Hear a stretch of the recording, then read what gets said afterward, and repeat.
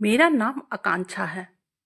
मैं और मेरे कॉलेज के दोस्त अमित दोनों ही क्लासमेट हैं। हालांकि अमित कभी भी मुझसे खुलकर बात नहीं करता था। वह जब भी कभी मेरे सामने आता तो बहुत ही रूडली भाषा में मुझसे बातें करता था और हमेशा मुझे नफरत भरी नजरों से देखा करता था।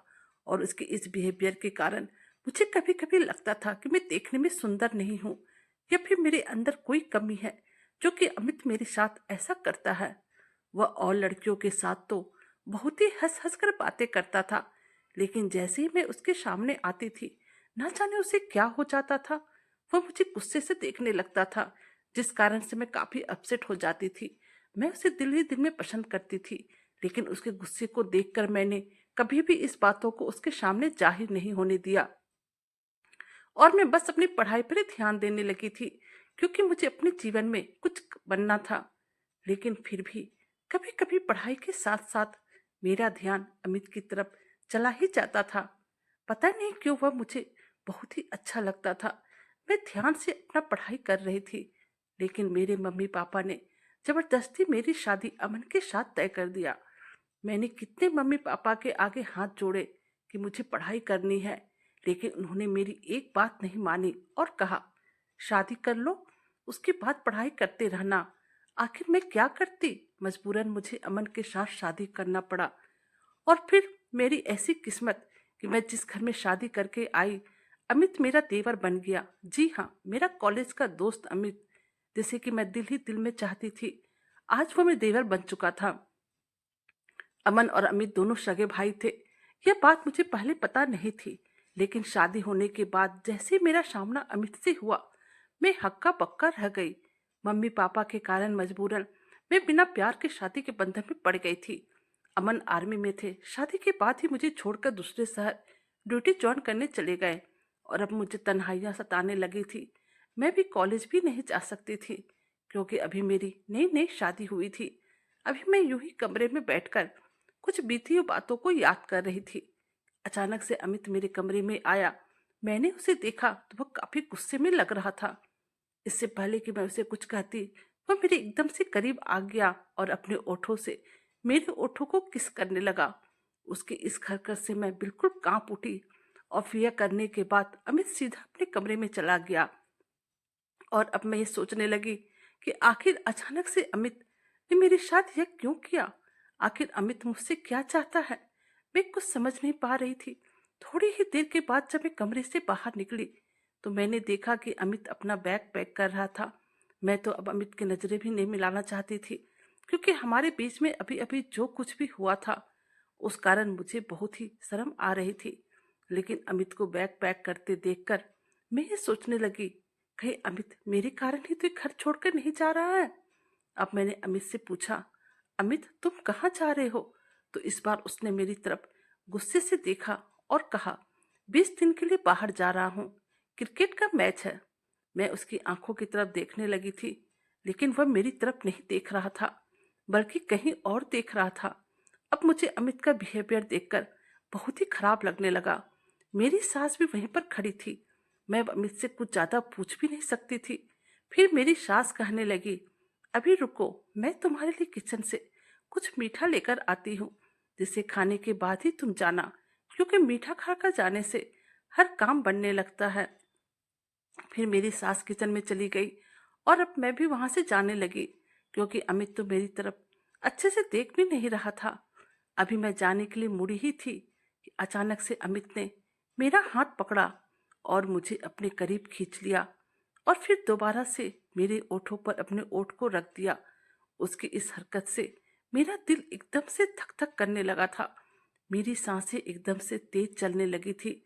अमित मुझे बहुत ही जोर से किस कर रहा था, लेकिन फिर अचानक से मेरी उस तरह की हालत देखकर उसने मुझे छोड़ दिया और कहा, अपना ध्यान रखना।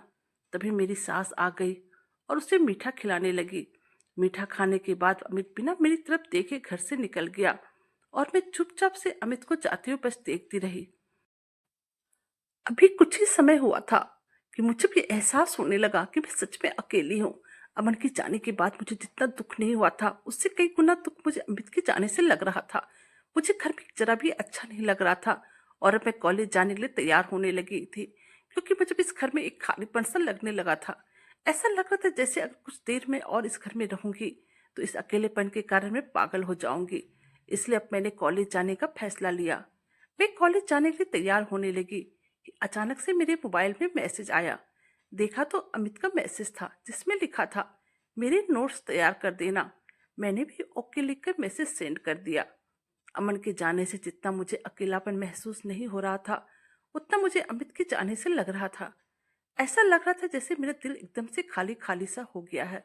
और अब ऐसे ही 20 दिन बीत गए और फिर आज जब अमित वापस आया तो वो खाना खाकर रात में अपने कमरे में आराम करने के लिए चला गया। उसने मुझे कुछ भी नहीं कहा।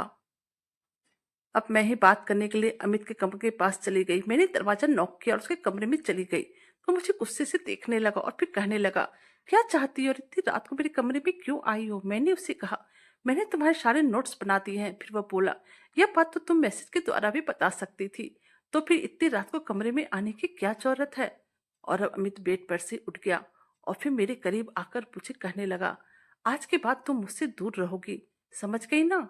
उसकी आंखों में मेरे लिए सिर्फ गुस्सा था। और फिर वो कहने लगा, तुम जैसी औरतों को मैं अच्छी तरह से जानता हूँ, एक आदमी से बिल्कुल भी मन नहीं भरता है।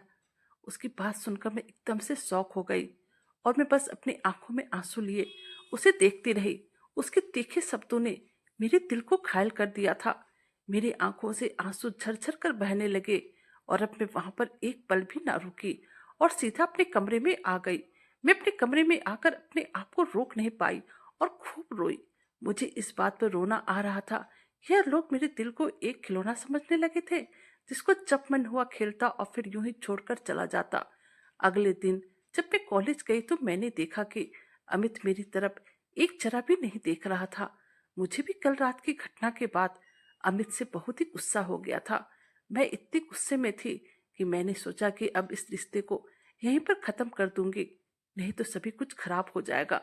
मेरे मम्मी पापा ने मेरी शादी इसलिए करवाई थी कि मेरा ध्यान इधर उधर ना भटके, लेकिन शादी के बाद भी अगर मेरा मन बेकाबू होता है तो फिर कल जाकर मेरे मम्मी पापा का क्या इज्जत रह जाएगा? मैं अभी यही सब सोच रही थी, उसी वक्त मेरे पति अमन का फोन आ जाता है। मुझे उसका फोन उठाने का बिल्कुल भी मन नहीं कर रहा था, क्योंकि जब भी अमन मुझे फोन करता था हर वक्त उसकी बातों में सिर्फ गंदगी ही रहती थी। वो मुझसे हमेशा गंदी गंदी बातें करता रहता था। मैं कुछ कहती तो कहता, मैं तुम्हारा पति हूँ और मैं तुमसे कोई भी बात किसी भी समय पर कर सकता हूँ। और फिर अमन की बात सुनकर मैं सोचने लगी कि अमन कभी भी मेरे साथ दोस्त वाला व्यवहार क्यों नहीं करता है? हर समय मुझसे ऐसी बातें क्यों करते रहता है जो कि मुझे एक भी जरा सुनने में अच्छा नहीं लगता है? मुझे लगता था कि काश अमन पहले मेरा दोस्त बनने की कोशिश करता, लेकिन ऐसा बिल्कुल भी नहीं हुआ था। आज कॉलेज में क्रिकेट मैच था।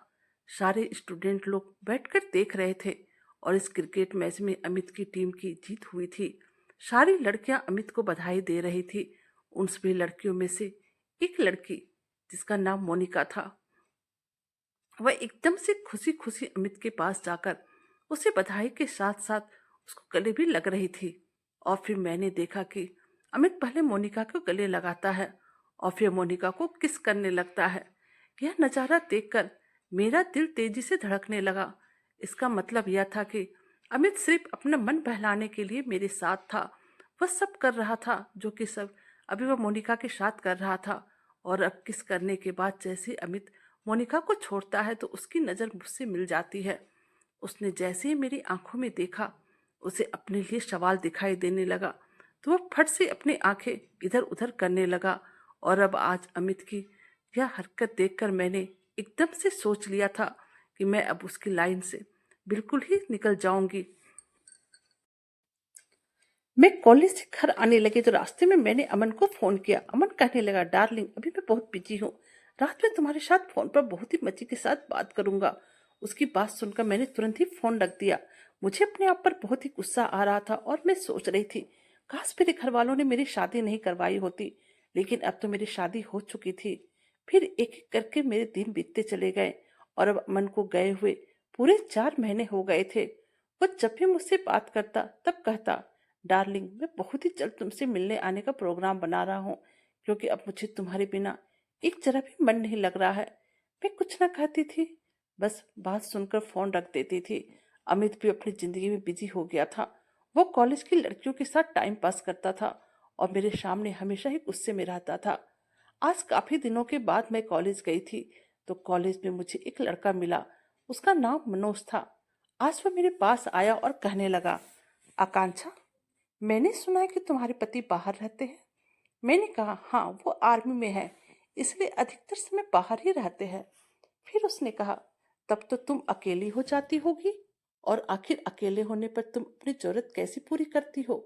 आज जैसे मैंने उसके मुंह से यह बात सुनी, मेरी तो आंखें फटी की फटी रह गई। आज इस बदतमीज लड़के ने मेरे साथ बहुत ही गंदी बात की थी। मैंने उसे गुस्से में कहा, इससे तुम्हें क्या मतलब, और तुम आगे से कभी भी मेरे साथ बिल्कुल भी बकवास मत करना और अपने काम से काम रखना, समझे। यह सब सुनने के बाद अब मैं जाने के लिए जैसे ही मुड़ी, वैसे उसने मेरा हाथ पकड़ लिया और मुझे कहा, मैं तुम्हारे बहुत काम आ सकता हूँ। जब तक तुम्हारे पति नहीं आ जाते, तब तक तुम मेरे से काम चला सकती हो। और फिर यह कहकर अपनी गंदी निगाहों से मुझे घूरने लगा। मैंने कहा, मनोज, मेरा हाथ छोड़ो, और दोबारा से ऐसी हरकत करने के बारे में सोचना भी मत। मैं उसे वार्निंग देकर वहां से जाने लगी, तो अचानक से मेरी नजर अमित पर पड़ गई। वह वहीं पर खड़ा होकर सब कुछ देख रहा था, लेकिन मुझे तो इतना गुस्सा आया था कि मैं चुपचाप वहां से निकलने लगी। अभी मैं निकल ही रही थी, मुझे कुछ आवाज सुनाई देने लगी।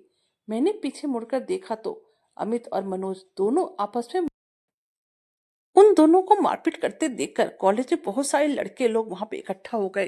अब मनोज गुस्से के मारे अमित से कहने लगा, यार, वह तेरी कौन लगती है जिसके लिए तुम मुझसे लड़ाई कर रहा है। अब अमित ने भी कहा कि आकांक्षा मेरी गर्लफ्रेंड है और उसके बारे में किसी के मुंह से कुछ भी सुनना नहीं पसंद करूंगा। मैंने जैसे अमित के मुंह से ये सुना, मैं सोचने लगी इसका तो दिमाग ही खराब हो गया है। लेकिन आज तक मैं अमित को इतने गुस्से में कभी भी नहीं देखा था। उसे देखकर मेरा दिल इतनी तेजी के साथ धड़कने लगा कि जैसे दिल तुरंत मेरे शरीर से बाहर निकल जाना चाहता था। मैं जल्दी से वहां से निकल कर अपनी क्लास में आ गई। क्लास खत्म होने के बाद एक लड़की मेरे पास आई और कहने लगी, तुम अमित के साथ हो क्या, क्योंकि अमित आज तुम्हारे लिए मनोज से लड़ रहा था। मैंने कहा, अमित तो मुझसे कभी भी बात नहीं करता है, फिर आज उसने ऐसा क्यों किया मुझे नहीं मालूम। उससे बात करती हूँ।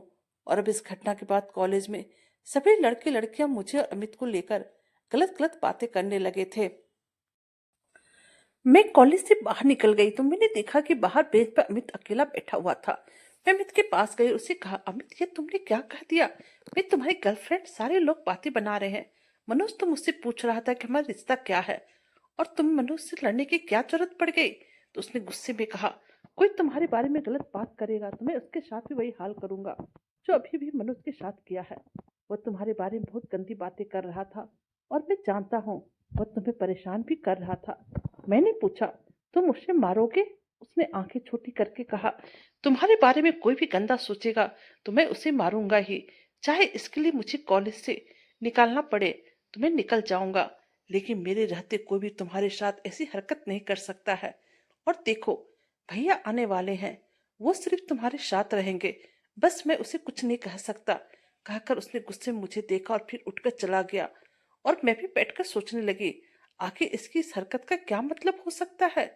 लेकिन अब सबसे बड़ी बात यहाँ पर यह थी कि मेरे पति आने वाले थे, परंतु पता नहीं क्यों अमन के आने से मेरे दिल में डर सा बैठ गया था। मुझे जरा भी खुशी नहीं हो रही थी। वो इतने दिनों के बाद आ रहे थे, लेकिन मेरे दिल में ना किसी चीज की खुशी थी और ना ही उत्साह था। मेरे पति मेरे क्या हाल करने वाला है, यह सोचकर मुझे रोना आ रहा था। शादी का बोझ मैं कब तक उठा पाऊंगी मुझे नहीं मालूम था। मैं अपने आप को समझाने लगी, एक बार कुछ बन जाऊं, फिर यह सब छोड़ छाड़ के दूर चली जाऊंगी। आज कॉलेज से घर आई तो अमित अभी भी नहीं आया था। मैं उससे दूरी बनाना चाहती थी। मैं अभी घर आकर कुछ खाना खाने के बारे में सोच ही रही थी, अचानक से मुझे सास के कमरे से रोने की आवाज सुनाई दी। मैं जल्दी से उनके कमरे में गई तो मैंने देखा कि मेरी सास बिस्तर पर पड़ी हुई थी और रो रही थी। मैंने पूछा, क्या हुआ। तो कहने लगी, तबीयत बेहद खराब लग रही है और मुझे सांस लेने में भी दिक्कत हो रही है। डर के मारे मेरा चेहरा लाल हो गया। मैंने तुरंत अमित को फोन किया। उधर से गुस्से में उसने कहा, क्या हुआ, क्यों फोन की? मैंने कहा, माँ की तबीयत बहुत ही खराब हो गई है, जल्द से जल्द एम्बुलेंस लेकर आओ। एम्बुलेंस का नाम सुनते ही अमित का गुस्सा रफू चक्कर हो गया था। वह बोला, ठीक है, मैं जल्द से जल्द एम्बुलेंस लेकर आता हूँ, तुम माँ का ध्यान रखो। थोड़ी ही देर बाद एम्बुलेंस आई, लेकिन अमित उसमें नहीं था। मैंने माँ को लोगों की मदद से एम्बुलेंस में रखा और लेकर अस्पताल चली आई। डॉक्टर ने उनकी हालत देखकर तुरंत एडमिट करवा दिया था। उनको सांस लेने में तकलीफें हो रही थी, बुखार था, मेरा दिल बेहद घबरा रहा था। मैं अकेले संभाल पाऊंगी या नहीं, यही सोच रही थी।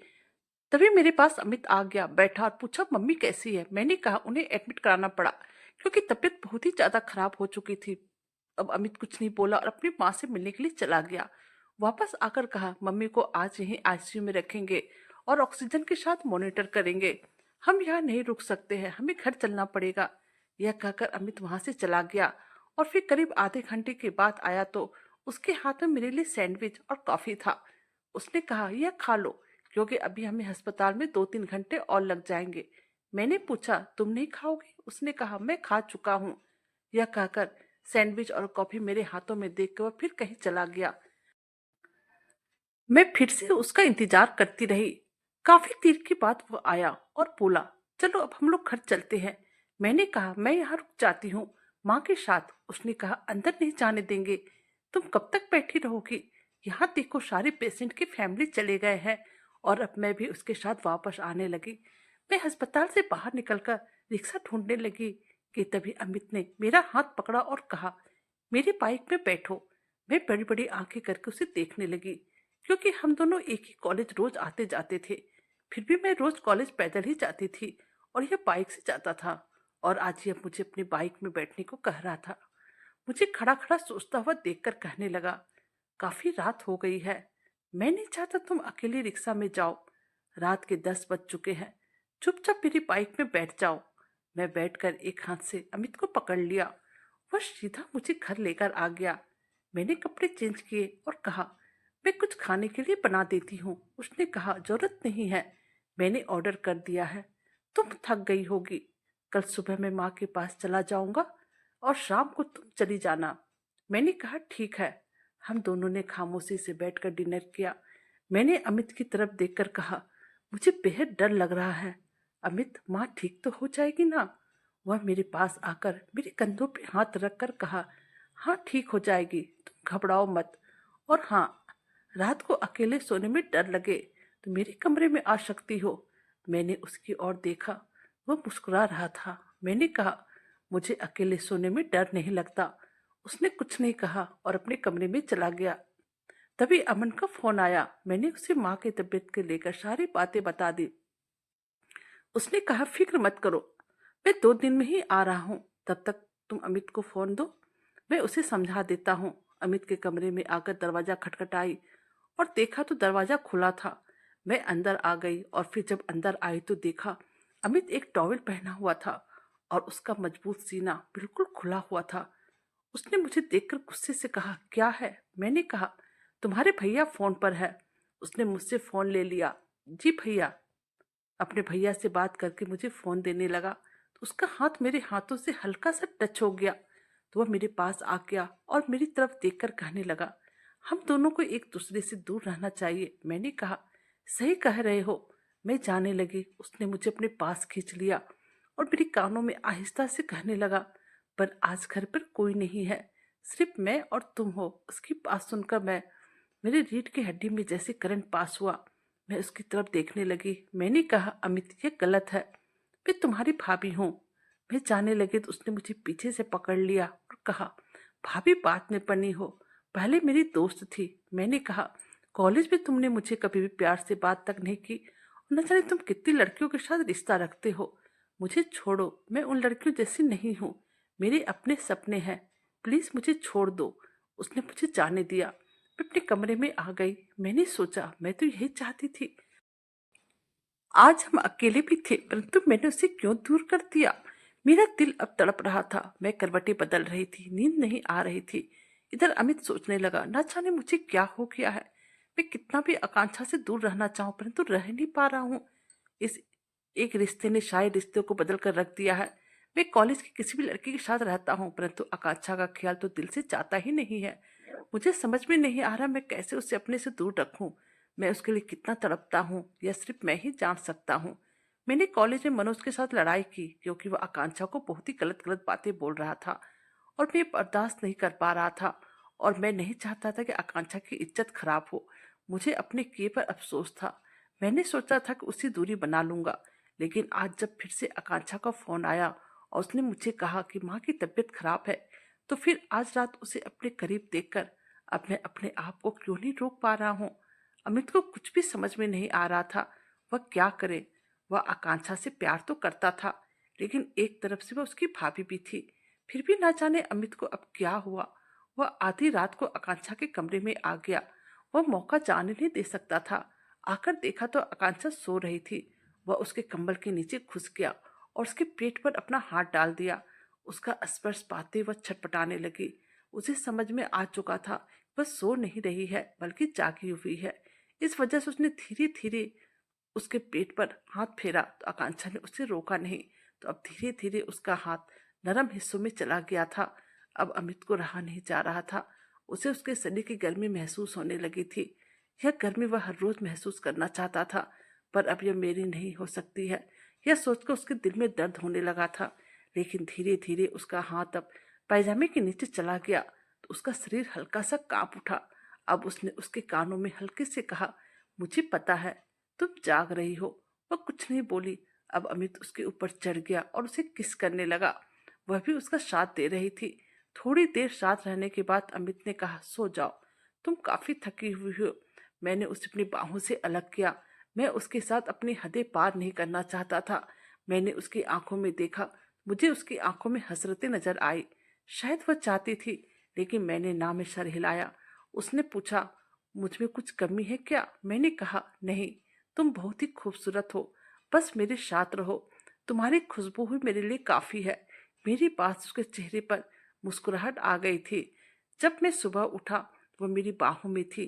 उसके चेहरे पर खूबसूरत स्माइल थी। तभी उसका मोबाइल बजा। उधर से कुछ आवाज आई। आकांक्षा के चेहरे पे मुझे घबराहट नजर आने लगी। उसने फोन रख दिया। मैंने कहा, माँ ठीक तो है ना? उसने कहा, अमन का फोन था, वह आ चुके हैं। अभी तुम अपने कमरे में जाओ और जाकर सो जाओ। अगर अमन को पता चला तो। मैं अपने कमरे में आ गया, बिस्तर पर लेट गया। आधे घंटे बाद अमन आ गए। आते हुए आकांक्षा कहने लगा, मैं भी कोई बात नहीं सुनूंगा। आकांक्षा उसे माँ के बारे में बता रही थी, लेकिन अमन तो कुछ और ही सोचकर आया था। वह बोला, ये सब बातें छोड़ो और चलो, मैं इतने दिन से तुम्हारी तड़प रहा हूँ। तुम्हारे बारे में सोच सोच कर पागल हो रहा हूँ।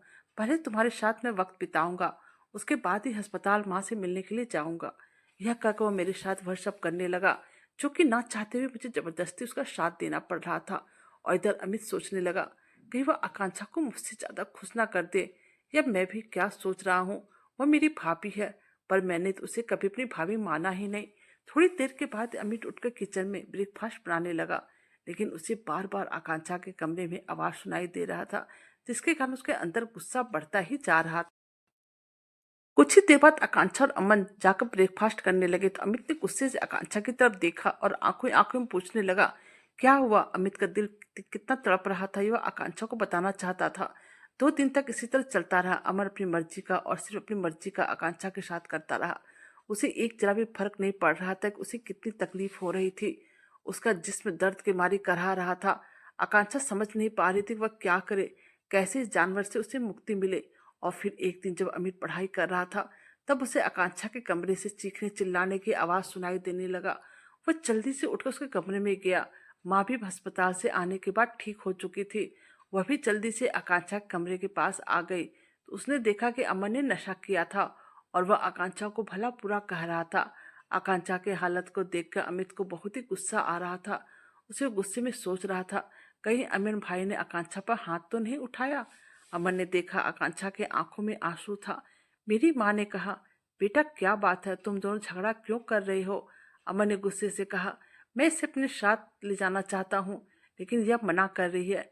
मेरी यूनिट में सभी लोग अपनी अपनी पत्नी के साथ रहते हैं, इसलिए मैं भी इसे अपने साथ ले जाना चाहता हूँ, क्योंकि मुझे बच्चा चाहिए। लेकिन यह कह रही है कि उसे आगे पढ़ाई पूरी करनी है, यह मेरे साथ नहीं जाएगी। माँ ने कहा, चली जा बेटा, आखिर तो परिवार भी तो आगे बढ़ाना है। मैंने कहा, माँ ये पढ़ाई बहुत ही तेज है और इसे आगे कुछ बनना है। फिर भैया ने गुस्से में कहा, कुछ बनना चाहते तो शादी क्यों की? आकांक्षा ने कहा, मैंने तो कहा था, मेरी मर्जी के खिलाफ मेरी शादी क्यों कर रहे हैं? आप इनकार कर दे, मैं पढ़ना चाहती हूँ। परंतु आपने कहा था आपको कोई प्रॉब्लम नहीं है। 4 महीने हुए शादी को और आप इस बात को कैसे बदल सकते हैं? अमन ने फिर कहा, मैं तुम्हारे बिना तड़पता हूँ और मुझे नहीं मालूम था कि तुम्हारे बिना जीना इतना मुश्किल होगा। हर मर्द को अपनी औरत के साथ रहने का हक है और तुम्हें मैं अपने साथ लेकर ही जाऊंगा। यह कहकर अमन गुस्से से बाहर चला गया। मैंने माँ को कहा, माँ आप आराम करने जाओ, जब भैया का गुस्सा शांत हो जाएगा और थोड़े होश में आएंगे तब मिलकर बातें करेंगे। मेरी माँ अपने कमरे में चली गई। मैंने आकांक्षा की ओर देखा तो वो रोने लगी थी। मैं उसके पास गया, मुझे कहने लगी, अमित मैं उसके साथ नहीं जाऊंगी। उसने मुझ पर हाथ उठाया। मेरी पढ़ाई है, मुझे कुछ बनना है। आकांक्षा बहुत ही रो रही थी। उसकी हालत मैं देख नहीं सका और मैंने उसे अपने गले से लगा लिया और कहा, शांत हो जाओ। पर वह मुझे पकड़कर रोते ही जा रही थी। उसे शांत करने के लिए मैं उसे किस करने लगा। मुझे नहीं पता था यह मामला इतने आगे तक बढ़ जाएगा। वो एक साड़ी में थी, शायद भैया के साथ कहीं से घूमकर आ रही थी। मैंने उसकी साड़ी का पिन खोल दिया। उसके साड़ी का पल्लू आगे आकर गिर गया। मेरी नजर उसकी छाती पर गई। मैं एक उंगली से उसके गले में और छाती पर हल्की हल्की गुदगुदी करने लगा। अब वह शांत होने लगी थी। मैं बस उसे शांत करना चाहता था।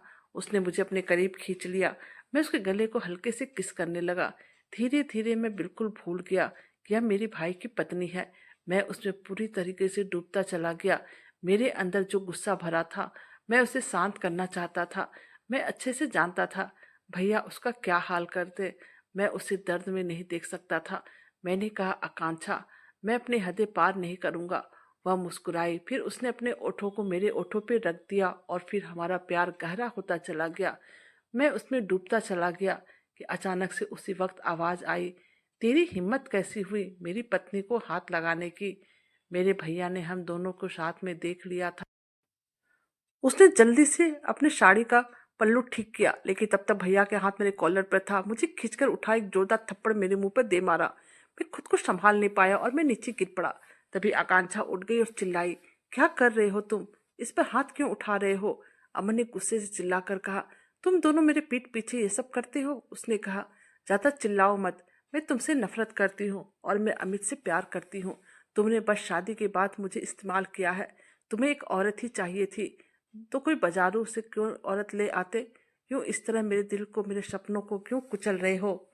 मैं तुम्हारे साथ और नहीं रह सकती। मेरा दम घुटता है, मुझे तलाक चाहिए। घर में चिल्लाने की आवाज सुनकर माँ भी कमरे से बाहर निकलकर आ चुकी थी। माँ को देखते अमन गुस्से से कहने लगा, तुम्हारा छोटा बेटा मेरी पत्नी के साथ गुलछर्रे उड़ा रहा था।